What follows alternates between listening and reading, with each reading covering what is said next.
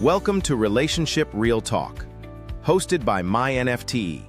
Welcome to another episode of Relationship Real Talk with my relationship experts and MyNFT. I'm Richard Samyari with you and with our guests, or technically co-hosts of the show, Dr. Rob and Dr. Lynne, with my relationship experts here to provide their essentially weekly advice on different relationship topics. We have another great episode for you today. One that we were just discussing, and I was almost trying to get some pre-content. Then I figured, you know what? Why don't we just get started? So we're jumping right into it. But we have a great topic, a funny topic that I think is going to hit a lot of heartstrings around mind reading. So to get us started, the first topic though was the person you date is not a mind reader. I know there's a little bit of laughing going on, and I know you all were talking internally, or just it had inside information on things that happened this week that related to this topic that you all were about to share. But let's kick it off with just how are things been, and tell us a little bit about why you're excited about this topic.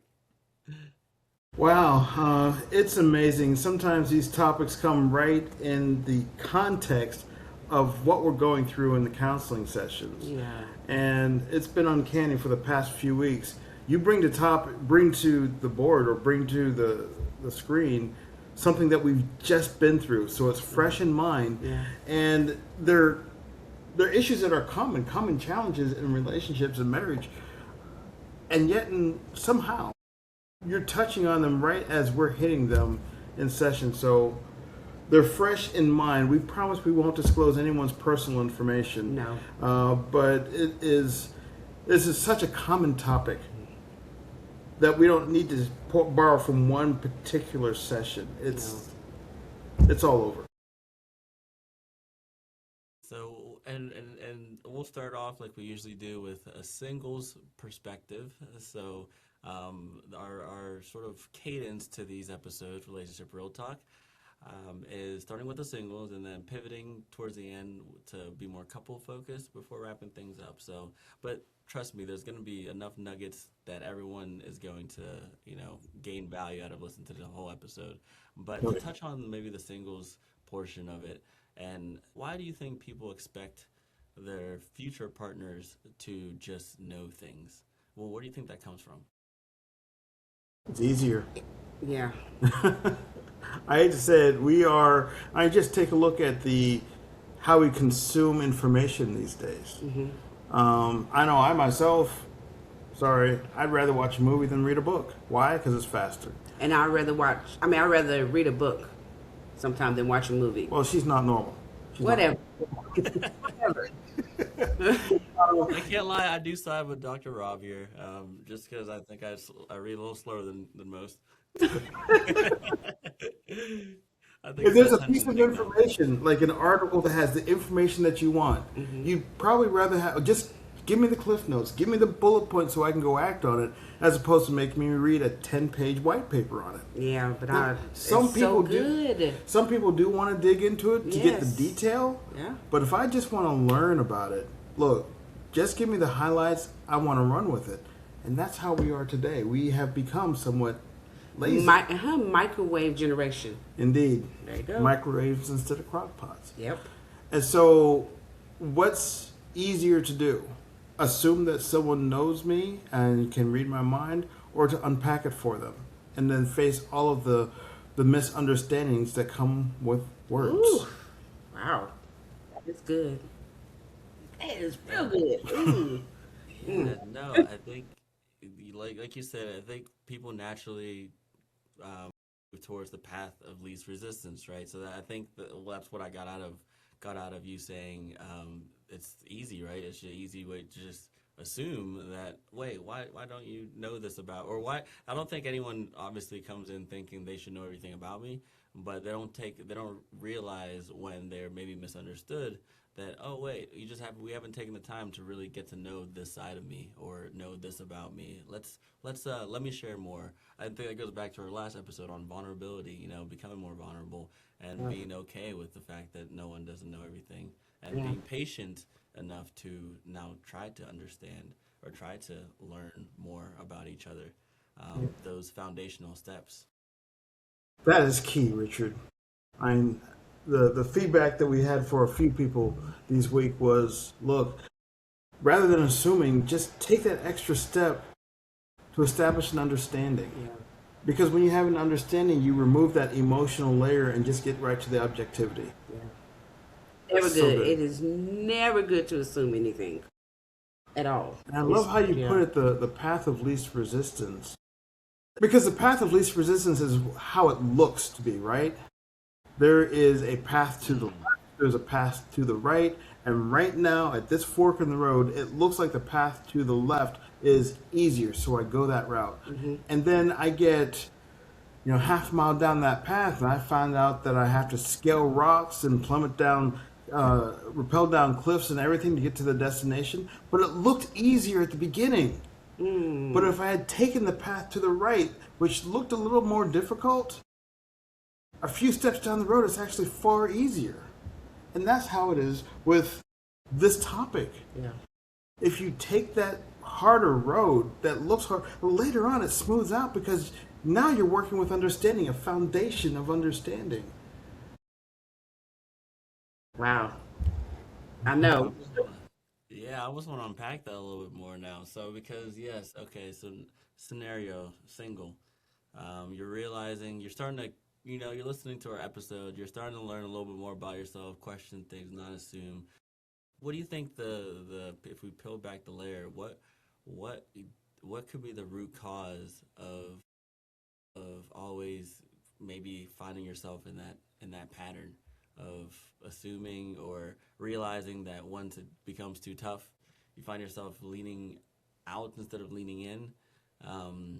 Maybe it's just not the right one and you're catching that earlier, or you're realizing you're not, if this person doesn't understand me, then it's, it's this is the highway, So, and I think probably a lot of people can relate to those type of feelings, especially I would say within my generation, like millennials, or like you said, or even worse. I think if you get closer to the birthday, it's even more of a microwave mentality because everything is just thrown at them. Everything is instant, and if it's not instant, then So if you don't understand me within the first date, what are we doing here? What do you think that maybe it's just some microwave stuff? But thoughts on that? I think my honest opinion would be it's timing. Is again because of being a microwave generation, you want everything so quickly. When it didn't used to be that way, you would take time. Again, it's the same thing. We just opened up because you want to just watch a movie or get that quick little note or whatever it is, instead of a person like I said myself. Instead of you you're reading a book, which is going to take more time for you to get to that conclusion on things. So, yeah, my opinion, timing. And I do want to point out, we keep talking about this generation wanting things so quickly, and that's not a condemnation of this generation at all. I mean, even whenever you get as much gray in your goatee as I have, Or your hair. I don't have any hair. I'm What are you talking talking about? Yeah. I'm talking about you. But even whenever you get older and more mature, you still want it fast. Yeah. I mean, we've got so much information to process these days that as much as I want to take in, I don't have time to dwell on it. So I want the quick answer. Yeah. However, with some time in this, you start to realize that although I want the quick answer, although I want the fast road often leads to a dead end, and I end up wasting time on that.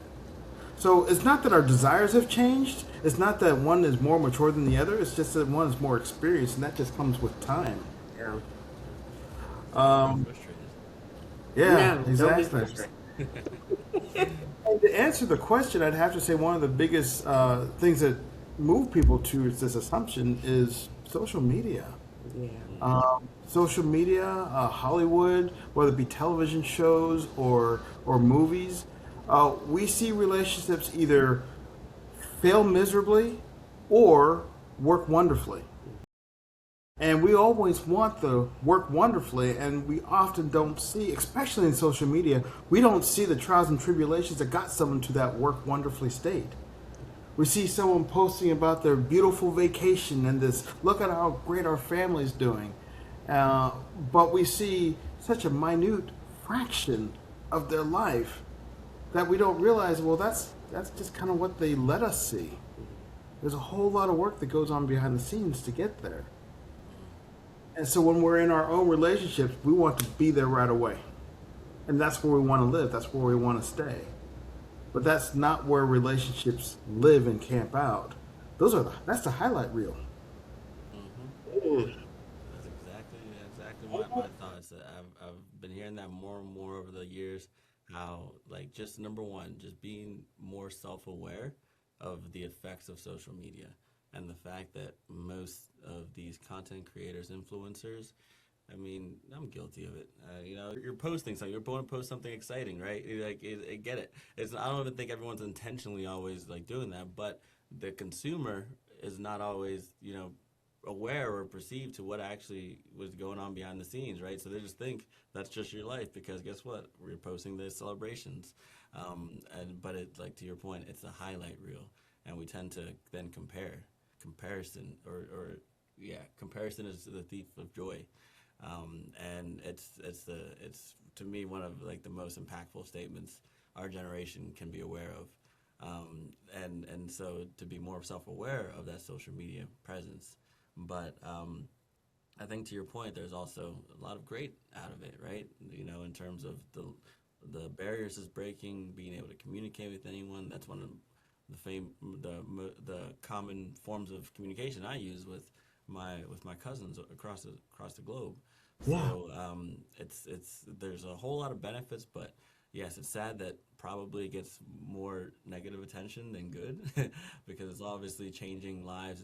It's changing businesses and things like that, and ways we can communicate. And there was something else I had that I was gonna pivot from that to say, but I kind of got lost in the social media because I spent a lot of time there. I've spent a lot of time there. I've grown up with, the Instagrams, Facebooks. But it's a good thing. Yeah, I think it's a great point to really make the audience aware of because it is probably. Oh, I remember now. I was gonna say it's probably the reason you're reacting to certain things and not realizing it. Be self-aware that could be contributing. But I was gonna say, I think either just last night or 2 days ago, or whatever. It's all blending together now. But I was watching a show while doing some work, and a scene happened, and I was like, "Oh, I know how exactly this is gonna end." It was either like a flirting scene or something between a guy and a girl, and I was like, "I've been in this situation. I know exactly how this is gonna end because it worked out." I'm like, "No, this doesn't. That's not how it works. This doesn't." I was like, "This is gonna be a major fail," and it ended up working. And I was just like, yeah, you see, this is the problem. That people are not gonna think that that's how it works, and they're gonna go out and do it themselves and get rejected and blame it on themselves, right? When really it was never gonna work. But anyway, that was my little tangent.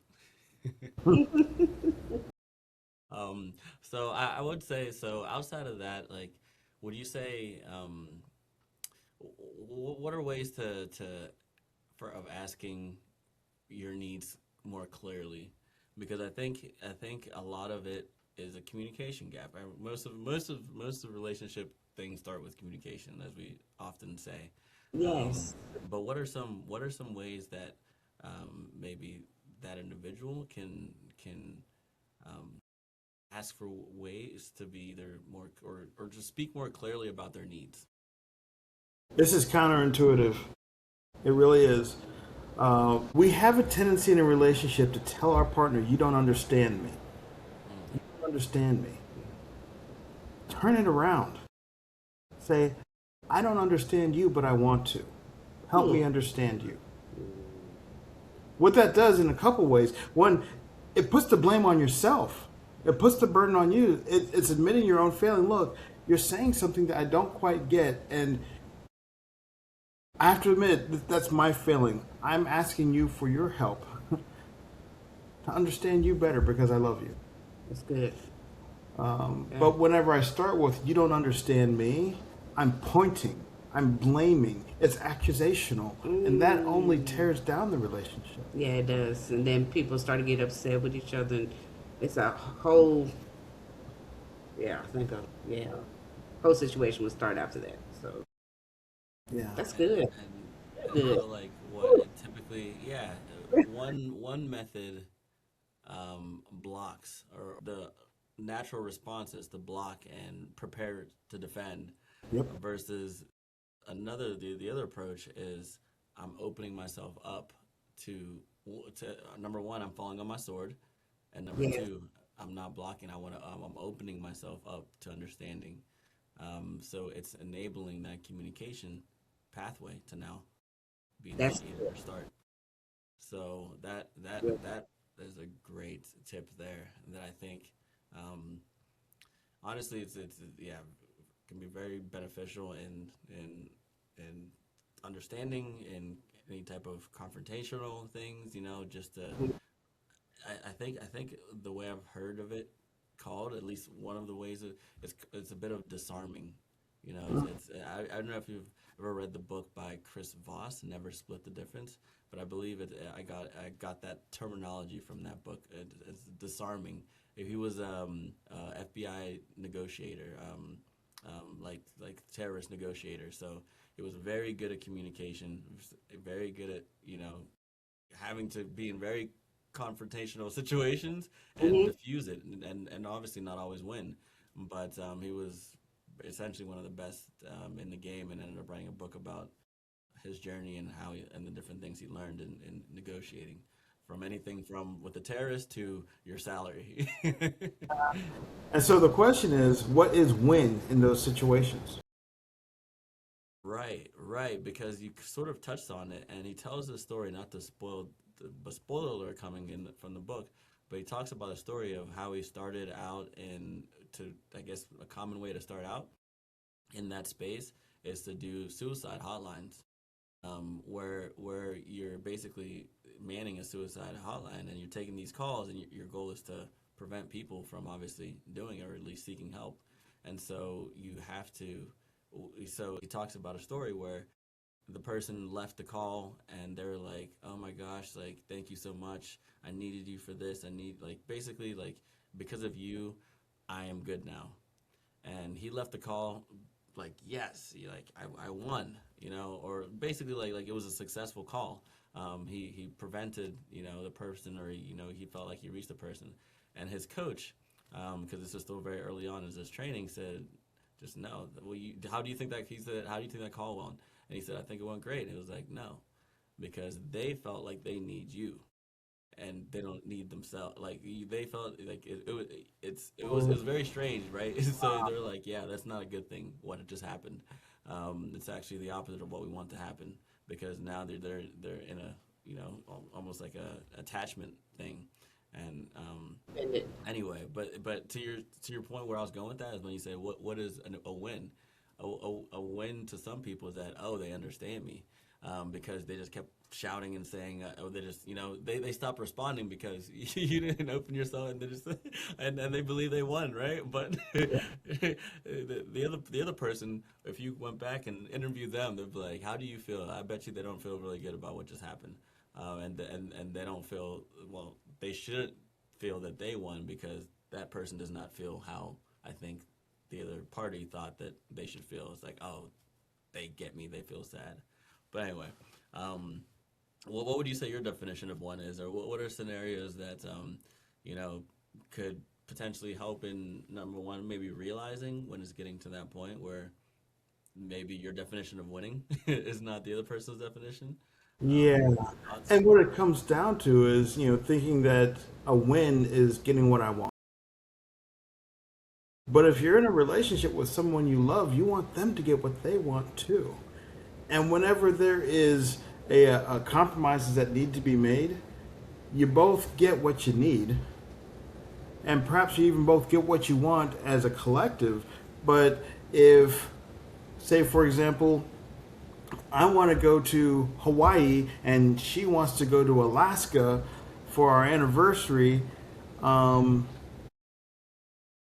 of us is going to have to let go of that desire, perhaps both. Or yes, and then compromise. Or then we look at, well, what are we trying to get out of this trip, and maybe refocus on what we're trying to do. What is I just want to spend time with my wife, and if that means we're going to be wearing parkas the whole time instead of swimming suits, well, we're still connecting with my wife.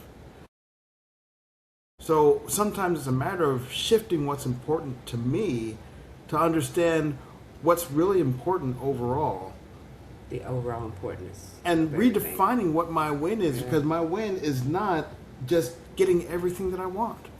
That's so true. Like, coming into it and is the mind reading to just are you assuming things to get, like you said, to get what you want, or what is your end goal? Really. Yeah, that's I think even an even tougher question to ask yourself. Are you trying to be be heard or understood? Yes. Ooh, that's good. Yeah, I think that's almost a flip side of the conversation, in terms of, if someone opens up themselves to you as well, like, are you just trying to be heard or are you trying to be understood? Well, how would you describe that? I feel like I'm saying it, but I don't know if I fully even understand what it means. No, you're spot on, man. Being understood means that you get me. Being heard, it just basically means you heard the words that I said. And sometimes we can get clouded and blinded to what's actually the meaning and the understanding behind the words being said, especially if we're already feeling hurt. If we're already bitter. Bitterness blinds you. And so if something happened and you were disappointed, your expectations were not met, now, rather than seeking and understanding, rather than, wow, that's almost a tongue twister, right? rather than seeking an understanding of why this thing happened, you paint a picture in your mind about why it happened, and you become bitter because your expectations were not met. And then whenever you see the kindness in your spouse, whenever you see, or the person that you're dating, whenever you see them actually continuing to love you, you can't see it because you're blinded by your blindness. You're blinded by your bitterness. And this is getting into the layering that I was talking about, I guess, when we were doing the pre-recording, and that sometimes we will superimpose our own expectations and meanings on top of someone else, and then view someone else's actions and words through our own lens. When we do that, we just cut off understanding, completely cut it off, because I know how you were supposed to act. I know what you were supposed to say. You didn't say it, and so in that situation, if I didn't do that, or if I did what you did, this is what it would mean to me. So that's clearly what it was meaning to you. Wow. Yeah, go ahead. Sorry, Dr. Lynn, was there something you wanted to add there? I was just saying both, understanding, and what'd you say the other one was? Bitterness? No, before They're bitterness. Oh, no. It's not what, okay, go ahead. I said something. No, it was a lot of good nuggets there and a lot of good sayings. But no, I was going to say that it sort of pivots us into a bit more of the couples segment of things, where I think a lot of what you were saying there, which was the couples theme for today, was, are you listening or just waiting to respond? Listening. Sorry, Richard. Now I had yeah. So listening and also getting an understanding. But I do both. That's where I was. Yeah. Thank you. Just segue right into it. Wow. So there's like three buzzwords here, right? There's hearing, listening, and understanding. Yes. Hearing is like, well, I heard the words that you're saying, but it goes in one ear and out the other. Like you said at the beginning, because I'm thinking about the next thing to say.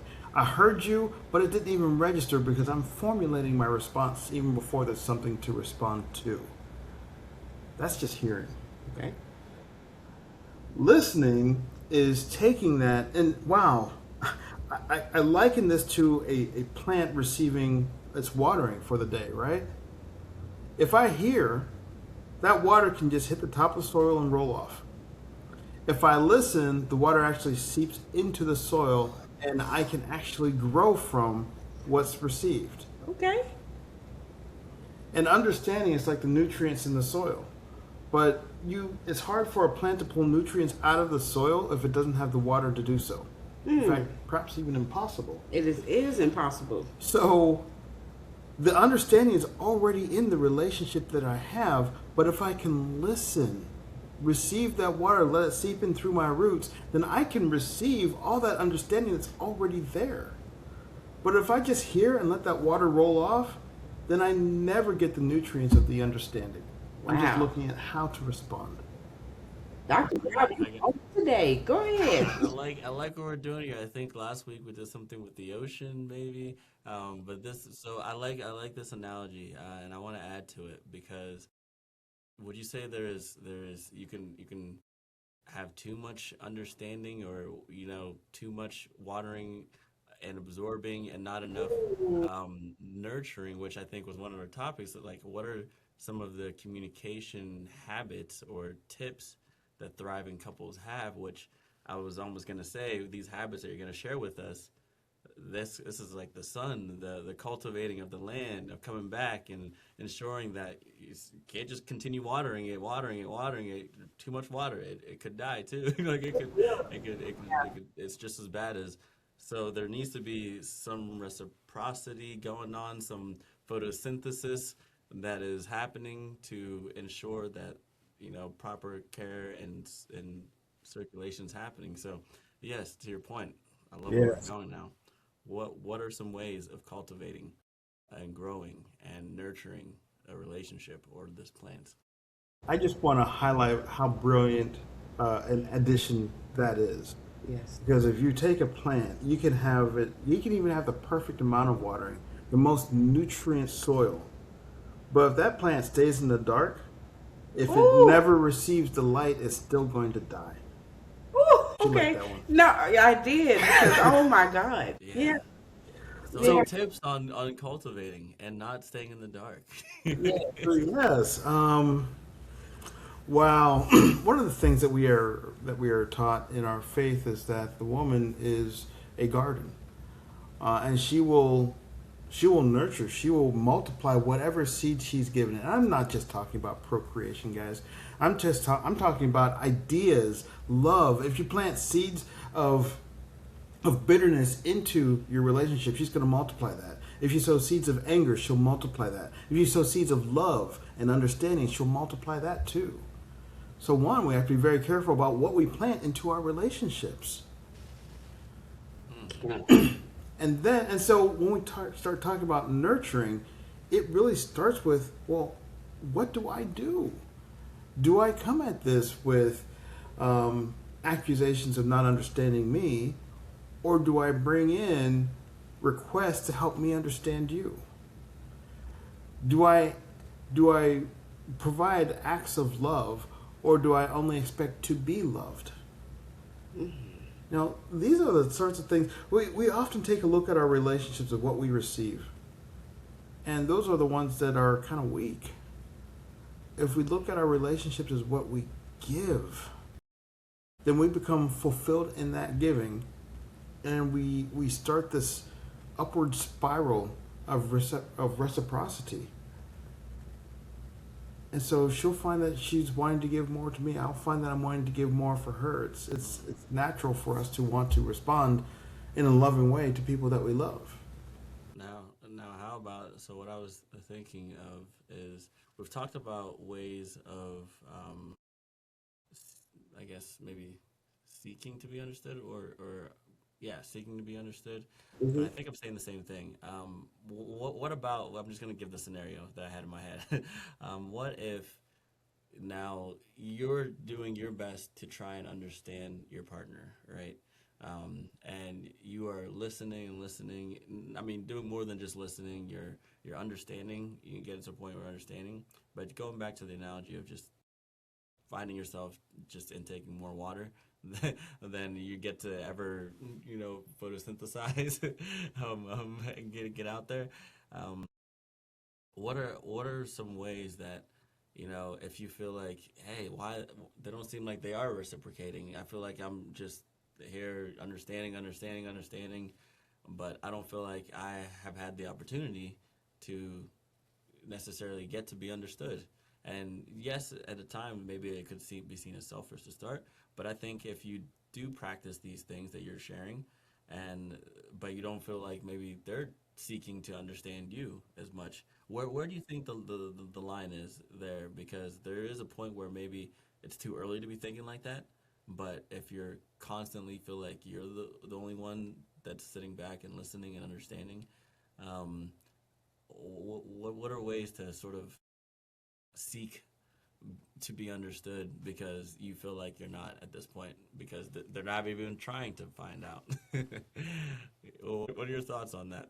Is this So, anything common? so I would think communication, again, we say that every time because I mean, the communication is key. But then at the end of the day, it's a two-way. You have to what did you say here? You gotta listen and you gotta Understand. understand. That's, yeah, all those have to be to you both have to do those.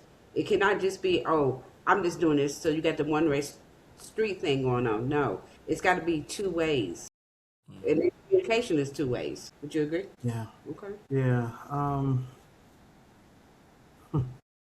It's probably a tough conversation to begin with because you're not. I don't think at that point the person is trying to say, just understand me, understand me. I want to be understood, but it's more of like, hey, I feel like I've been understanding you, but do you ever want to understand me? when are you gonna maybe reciprocate a little Part of bit? the reason I'm struggling over my words here because there are words that are difficult to hear. I know there are words that I did not want to hear whenever I was single and dating again. And that is maybe you're not with the right person. And maybe and this is not applying to marriage, of course. We'll talk about marriage in a moment. But if we're talking to singles and you want to understand the person, but they're not showing much interest in understanding you, that's a red flag, man. Yeah. Because of There being a could two-way be street. Yeah. there could be some past trauma. They just might not be in that space, that time in their life where they're ready to be serious about a relationship. A lot of times, especially these days, people get into relationships to have companionship, but not pursuing marriage. And companionship doesn't require a deep understanding and connection with each other. It's someone to go out with on Friday night. And that's it. Yeah, and I'm not saying that there's anything wrong with that. Yeah. If that's where you are, then sure, enjoy time together. If you're not ready to commit, don't commit. If you're not ready for covenant, don't start moving towards covenant. There's a lot to be learned in the dating process about what you want out of a relationship, the type of person that you really want to be with. Now, there's certain lines that you don't cross in dating by our belief system, but that doesn't mean you can't spend time and get to know different people. Now, that said, if we're talking about marriage and there is a desire to understand your spouse, but that desire doesn't seem to be reciprocated, there's several things that could be going on there. One of them is, the bitterness. Let's say, Which is going to be something deep rooted then if you got bitterness towards your spouse, right? well, yeah. Okay. So, I like to use examples that are fun and really absurd, because otherwise I could really alienate one person and completely miss it with somebody else. And so, let's say that she has a car that she saved up for, bought, paid for, lock, stock, and barrel, had the title and everything, and it was her dream car. And one day when she's out on vacation, I went out and I took it down to, the San Antonio Strip, and I went drag racing just up and down the, Military Drive. And I burned out the engine. and I wrecked it. And she comes home to a smoking pile of heap.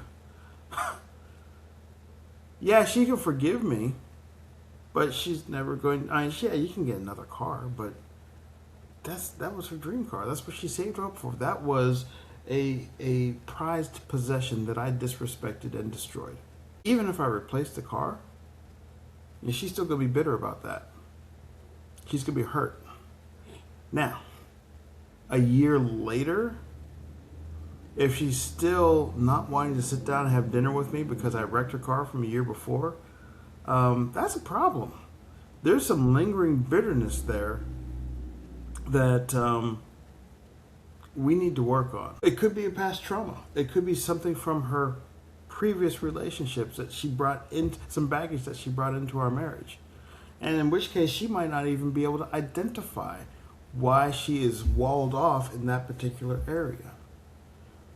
And these are just two examples, but the reasons could be numerous.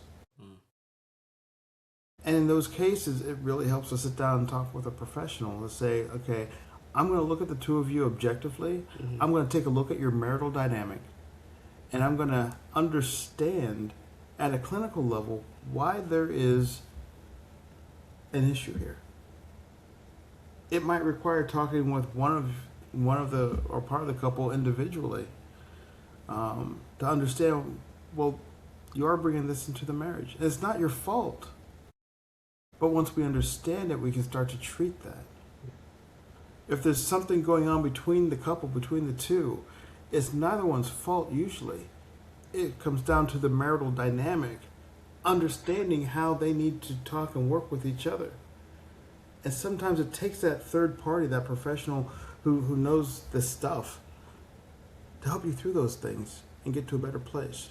And I think that is very well put, and why we yes, we do enjoy doing this, but it's also a way for us to help to connect with our audience and share the perspective, the experience from you all, because I know I learn more every time we have these sessions, and I'm sure the audience is as well.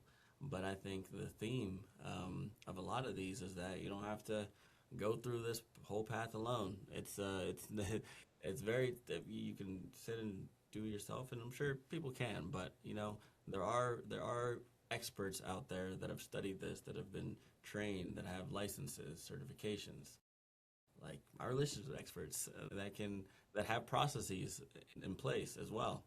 I think the unique style that you all approach it with starting with understanding. That's the first. I think that's a great word to talk about your, how you approach counseling with either singles, spouses, premarital, married. It starts with understanding. So yes. I think again, our call out here is that if you're single, pre-married, married, anything in this episode related, there's a very easy way to interact with you all. You want to quickly go over that, just the maybe different portions or areas, and we'll obviously have the links to everything we're discussing here today in our caption areas. Yeah, and first of all, as Richard said, we actually love this stuff. There are times when even it's been a rough day, we get on the line with a couple and we're like energized talking with you. And it's not so much a matter of getting excited about the problems that you're going through, but more so helping you through it. And, the best way to reach us is at counseling. Hey, we'll have the link. We'll have the link. We'll have the link, but it's at There's a few of them.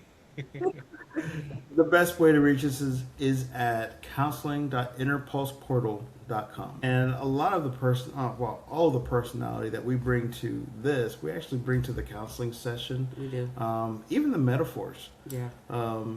The metaphors, analogies, all that. They help. It helps make this stuff real. Yes.